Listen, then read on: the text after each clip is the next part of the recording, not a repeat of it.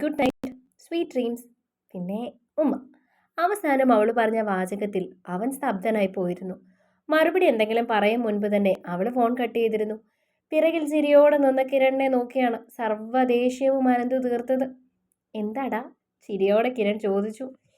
ഇതൊരു നടക്കി പോകും തോന്നില്ല. ആ പെണ്ണ് ഇതൊക്കെ കാര്യമായിട്ട് എടുത്തിരിക്കുക. അത് പിന്നെ അങ്ങനെയല്ലേ വരൂ. അവൾക്കറിയില്ലല്ലോ ഇതൊരു അഡ്ജസ്റ്റ്മെന്റ് ആണെന്നും നീ നീ ഒരു കോൺട്രാക്ട് ബേസിൽ അവളെ പ്രേമിക്കുന്നതാണെന്നും ഒന്നും. ഇതിപ്പോ ആ പെണ്ണ് എന്നെ കെട്ടണമെന്നും പറഞ്ഞ് നിൽക്കുക.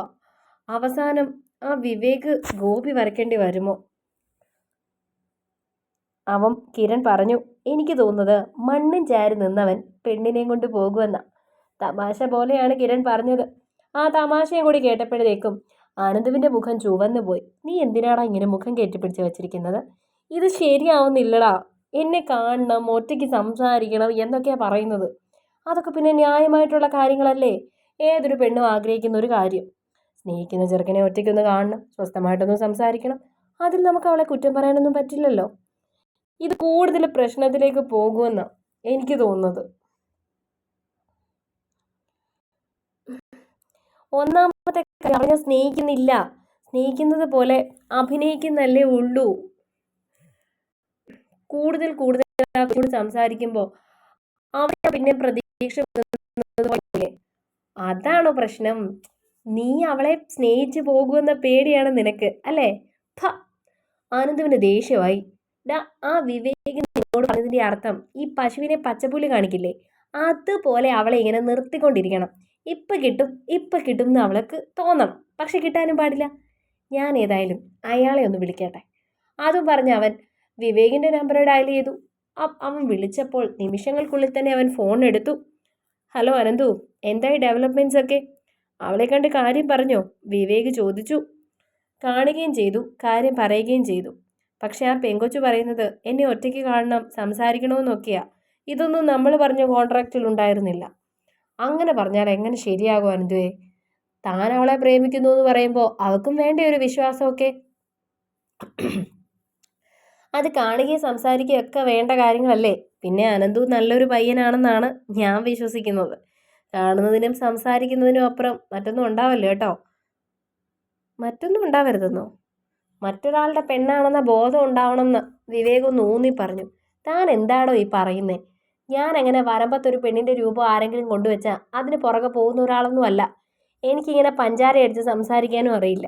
എനിക്ക് അവളെയോട്ട് കാണാനും സംസാരിക്കാനും പറ്റില്ലെന്ന് ഞാൻ തീർത്ത് പറയാൻ പോവാ.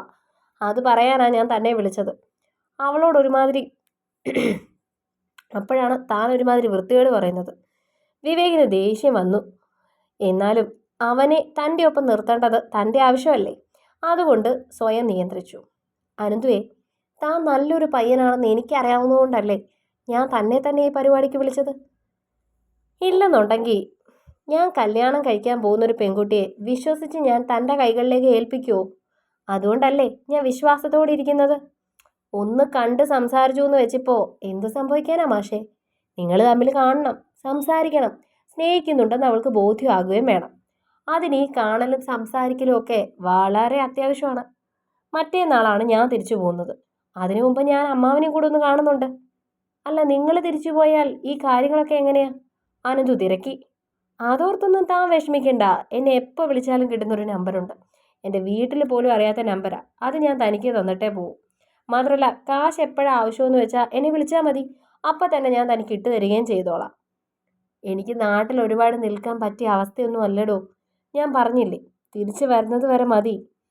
കഴിയുന്നതിലും വേഗം ഞാൻ തിരിച്ചു വരും. ഒരു വർഷമൊന്നും വേണ്ടി വരത്തില്ല. അതിനു മുമ്പ് തന്നെ തിരിച്ചു വരാനാണ് നോക്കുന്നത്. അതുവരെ മാത്രം ഒന്ന് സഹായിച്ചാൽ മതി.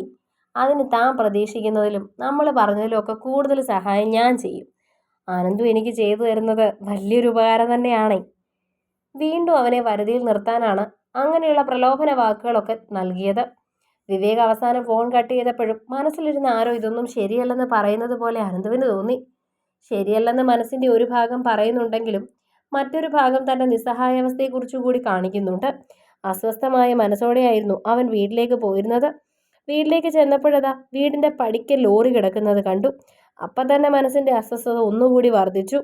ഒന്നും മിണ്ടാതെ അകത്തേക്ക് കയറിയപ്പോൾ കണ്ടു വരാന്തയിലിരുന്ന് മദ്യപിക്കുന്ന രാഘവനെ.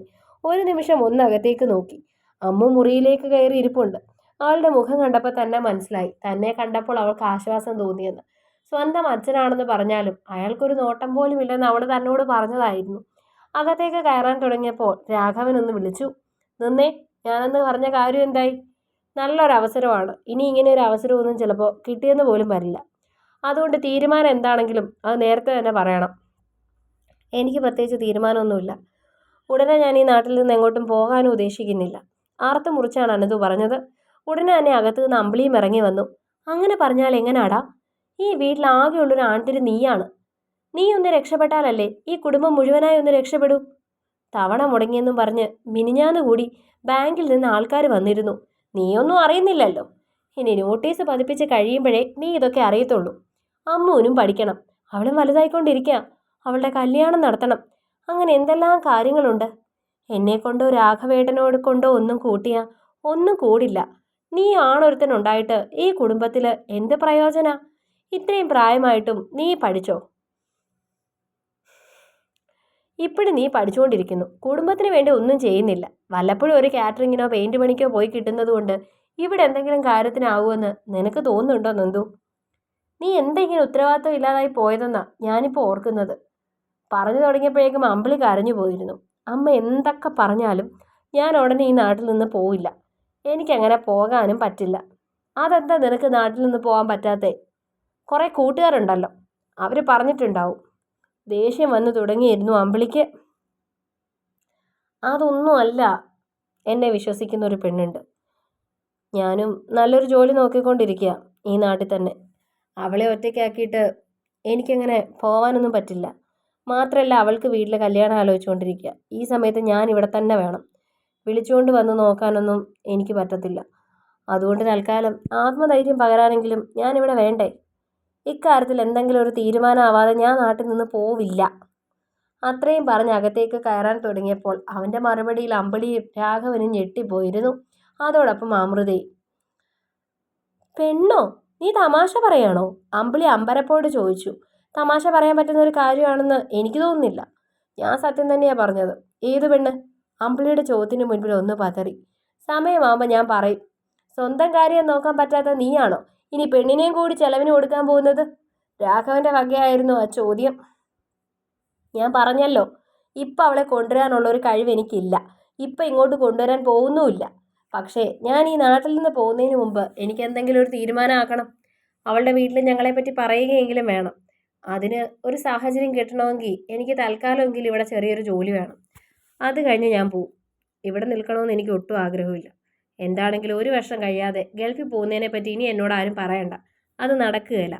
അത്രയും പറഞ്ഞ് മറുപടിക്ക് കാക്കാതെ അവൻ അകത്തേക്ക് കയറിപ്പോയപ്പോൾ രാഘവൻ അമ്പിളിയുടെ മുഖത്തേക്ക് രൂക്ഷമായി ഒന്ന് നോക്കി. ഒരു വർഷത്തെ കാര്യമല്ലേ ഉള്ളൂ. അവൻ്റെ കാര്യങ്ങളൊക്കെ കഴിയട്ടെ.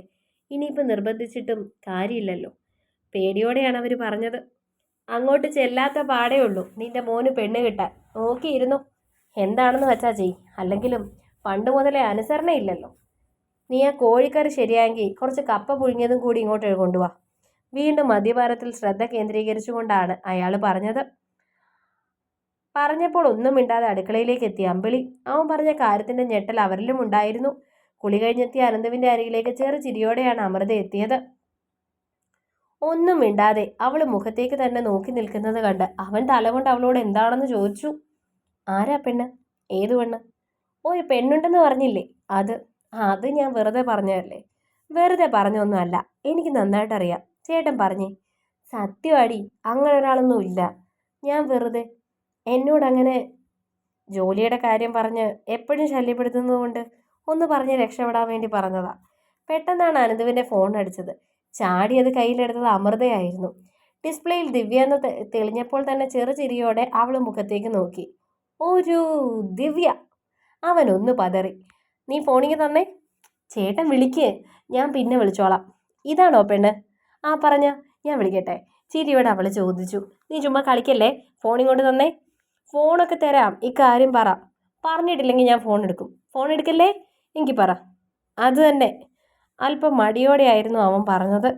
ഇപ്പം തന്നെ ഫോണിലെ റിങ്ങും അവസാനിച്ചിരുന്നു. അന്ന് ഏട്ടൻ എന്നോട് ചോദിച്ചാ ആ ചേച്ചിയാണോ? ആ. എന്നിട്ടാണോ അന്ന് വലിയ ജാട ഇട്ടത്? നീ വിചാരിക്കുന്ന പോലെയൊന്നും അല്ല. അതൊക്കെ പറഞ്ഞ ഒരുപാടുണ്ട്. എനിക്കെന്താ പരിചയപ്പെടുത്തി തരാത്തെ? എൻ്റെ നാത്തൂനല്ലേ.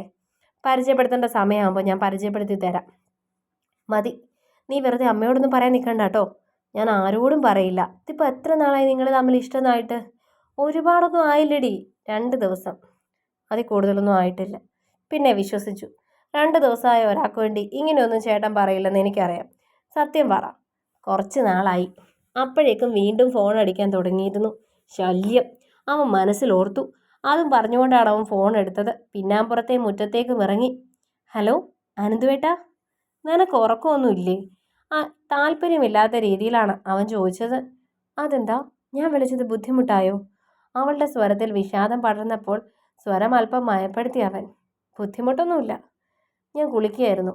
എല്ലാവരും ഇപ്പോഴാണ് ഉറങ്ങിയത്. എനിക്ക് ഏട്ടനെ വിളിക്കാതെ കിടന്നിട്ട് ഒരു സമാധാനമില്ല. അതുകൊണ്ടാണ് ഞാൻ വിളിച്ചത്. അമ്മ കാണാതാ ഫോൺ എടുത്ത്. എന്താ ഇത്ര അത്യാവശ്യം പറയാനുള്ളത്? പ്രത്യേകിച്ച് അത്യാവശ്യമൊന്നുമില്ല. ആ ശബ്ദം ഒന്ന് കേൾക്കാൻ വേണ്ടി കിടക്കുന്നതിന് മുമ്പ്. ആനന്ദുവിന് ശരിക്കും ദേഷ്യം വന്നു തുടങ്ങിയിരുന്നു. അവൻ ദേഷ്യം കടിച്ചമർത്തി. പിന്നെ നാളെ തീർച്ചയായും വരുമല്ലോ അല്ലേ? ആ വരാം. കഴിച്ചോ അനന്തുവേട്ടാ? ഇല്ല, കഴിക്കാൻ പോകുന്നേ ഉള്ളൂ. പിന്നെ അനന്തുവേട്ടൻ എന്താ പഠിക്കുന്നേ? PG ഡിസ്റ്റൻസ് ആയിട്ട് ചെയ്തുകൊണ്ടിരിക്കുക. പിന്നെ കോച്ചിങ് ഉണ്ട്. എന്തിൻ്റെ കോച്ചിങ്? Police training. ആഹാ, അപ്പം ഭാവിയിലെ പോലീസുകാരനാണ്. എൻ്റെ ഭാവി ഇരിക്കുന്നത് ഇപ്പോൾ നിൻ്റെ കയ്യിലാണ്. എൻ്റെ കയ്യിലോ? അതെന്താ അങ്ങനെ പറഞ്ഞത്? ആനന്ദു പതറിപ്പോയി. അല്ല, നമ്മുടെ ഭാവി എങ്ങനെയായിരിക്കും എന്ന് ഞാൻ പറഞ്ഞതാ. നമ്മുടെ ഭാവിയുടെ കാര്യത്തിൽ എനിക്കും സംശയമൊക്കെ ഉണ്ട്. എൻ്റെ വീട്ടിൽ സമ്മതിക്കുമെന്ന് തോന്നുന്നില്ല. പക്ഷെ എനിക്കിനി മറ്റൊരു ജീവിതമില്ല. ഒരു നിമിഷം അവൻ്റെ ഹൃദയം ഒന്ന് ഉലഞ്ഞു. ഇത്രയും കൊല്ലം നിന്നെ വളർത്തി വലുതാക്കിയ അച്ഛനും അമ്മയും മറന്ന് എൻ്റെ കൂടെ വരാനൊന്നും ഞാൻ പറയില്ല. ഒഴിയാനായി അവൻ പറഞ്ഞു. ആദ്യം എതിർത്താലും എൻ്റെ ഇഷ്ടത്തിനപ്പുറം അവർക്കൊന്നും ഉണ്ടാവില്ലായിരുന്നു കേട്ടാ. അതെൻ്റെ ഒരു വിശ്വാസം. എന്നെപ്പറ്റി സത്യത്തിൽ നിനക്കൊന്നും അറിയില്ല. അനന്തു പറഞ്ഞു. എനിക്കൊന്നും അറിയണ്ട. അവനെ തുടരാൻ അനുവദിക്കാതെ അവൾ പറഞ്ഞു.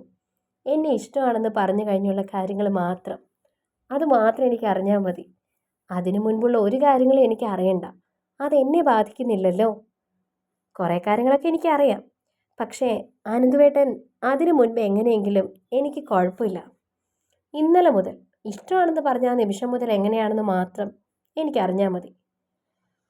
അതിലൊരല്പം പോലും കള്ളത്തരം കാണിക്കാതിരുന്നാൽ മതി. അത്രയ്ക്ക് എനിക്കിഷ്ടമാണ്. അത് പറയാൻ പോലും എനിക്കറിയില്ല. അത്രത്തോളം ഞാൻ സ്നേഹിക്കുന്നുണ്ട്. അവളുടെ ഓരോ വാക്കുകളും അവൻ്റെ മനസ്സിൽ കുറ്റബോധത്തിൻ്റെ ആഴം വർദ്ധിപ്പിച്ചു. ഇത്രമേൽ തന്നെ അന്ധമായി സ്നേഹിക്കുന്ന ഒരു പെൺകുട്ടി. ആത്മാർത്ഥതയോടെയാണ് അവളുടെ ഓരോ വാക്കുകളും. ചെയ്യുന്നത് തന്നെ ഒരു മഹാപരാധമാണെന്ന് അവന് തോന്നി. ഏത് ഗംഗയിൽ കുളിച്ചാലാണ് താൻ ചെയ്ത ഈ പാപത്തിൽ നിന്നും തനിക്കൊരു മോചനം ലഭിക്കുക? പറഞ്ഞു പറ്റിച്ച് ആശ കൊടുത്ത് ഒരുവളെ മോഹിപ്പിച്ചു. ഈ ഒരു തെറ്റിന് താൻ അനുഭവിക്കേണ്ടി വരുന്നത് വലിയ ശിക്ഷയായിരിക്കും ഈശ്വരൻ്റെ കോടതിയിൽ. സഹതാപമാണ് അവളോട് ആ നിമിഷം അവന് തോന്നിയത്. ഞാൻ നാളെ വിളിക്കട്ടെ. ഒന്നും കഴിച്ചിട്ടില്ല. അവളോട് സംസാരിച്ചാൽ താൻ ഉലഞ്ഞു പോകുമെന്ന് അവന് തോന്നി. ശരി, ഭക്ഷണം കഴിച്ച് കിടന്നു. നാളെ വൈകുന്നേരം കാണാനുള്ളതല്ലേ? ശരി. ഹലോ, വയ്ക്കല്ലേ. എന്താ? ഞാൻ ഭക്ഷണം കഴിച്ചോ എന്ന് ചോദിച്ചില്ലല്ലോ. ആനന്ദവേട്ടന് ശരിക്കും എന്നെ ഇഷ്ടം തന്നെയല്ലേ? നിഷ്കളങ്കമായ അവളുടെ ചോദ്യത്തിന് എന്ത് മറുപടി പറയണമെന്ന് അവൻ അറിയില്ലായിരുന്നു. ഇഷ്ടമാണെന്ന് കാണിക്കാൻ ഇങ്ങനെയൊക്കെയുള്ള പ്രഹസനം വേണമെന്ന് നിർബന്ധമുണ്ടോ? അങ്ങനെയല്ല. അവൾ വക്കി തപ്പി. ഞാൻ അങ്ങനെയൊന്നും ചോദിക്കില്ല. അങ്ങനെയൊന്നും ചോദിക്കാനും പ്രേമിക്കാനും ഒന്നും എനിക്കറിയത്തുമില്ല. അതിന് നീ മറ്റർത്ഥങ്ങളൊന്നും കാണണ്ട. കിടന്നുറങ്ങാൻ നോക്ക്. പെട്ടെന്ന് തന്നെ അവൻ ഫോൺ കട്ട് ചെയ്തു. മനസ്സിൽ വീണ്ടും ഒരു കാർമേഘം നിറഞ്ഞു. തെറ്റാണ്, വലിയ തെറ്റ്. തനിക്ക് വേണ്ടി അവളൊരു തുള്ളി കണ്ണുനീരെങ്കിലും പൊഴിച്ചാൽ അതുപോലും തന്നെ ചുട്ടുപൊള്ളിച്ച് കളയാൻ പാകത്തിനുള്ളതാകുമെന്ന് അവൻ ആ നിമിഷം തോന്നി. ഇത്രമേൽ തീവ്രമായി അവളുടെ മനസ്സിൽ താൻ നിറഞ്ഞു നിൽക്കുന്നുണ്ടോ? സംസാരിച്ച് 2 ദിവസങ്ങൾ കൊണ്ട് തന്നെ അവളുടെ സ്നേഹത്തിൻ്റെ ആഴം മനസ്സിലാക്കാൻ തനിക്ക് കഴിയുന്നുണ്ട്. ഹരിതയ്ക്ക് മുൻപേ താൻ അവളെ കണ്ടിട്ടുണ്ടായിരുന്നുവെങ്കിൽ ഒരുപക്ഷെ മറ്റാർക്കും താൻ അവളെ വിട്ടുകൊടുക്കാൻ സമ്മതിക്കില്ലായിരുന്നു. ചേർത്തു പിടിച്ച് നെഞ്ചോട് ചേർത്ത് നിർത്തിയേനെ. എപ്പോഴും തൻ്റേതാക്കി. ഒരു നിമിഷം അവൻ ചിന്തിച്ചു. തുടരും. അടുത്ത ഭാഗങ്ങൾക്ക് വേണ്ടി ചാനൽ സബ്സ്ക്രൈബ് ചെയ്യാൻ മറക്കല്ലേ.